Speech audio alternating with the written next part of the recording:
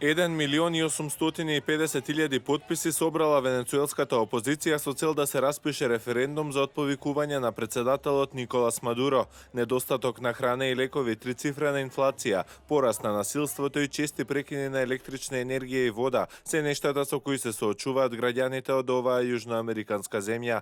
Демократската унија успеа да собере многу повеќе од потребниот 1% од гласачкото тело за да се активира наредната фаза од процесот за распишување на референдум.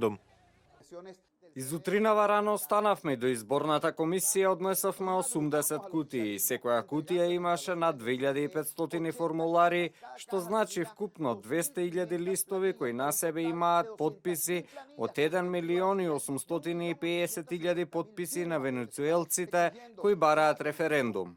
Предстои изборната комисија да ги верификува подписите пред опозицијата да треба да собере наредни 4 милиони подписи, односно 20% од електоратот со кои финално би било решението за референдум. Председателот Мадуро изјави дека тој нема да биде присилен да ја напушти функцијата пред таа да истече во 2019 година и ја обвини опозицијата дека подготвува државен удар со кој би се уништило наследството од неговиот претходник Хуго Чавес.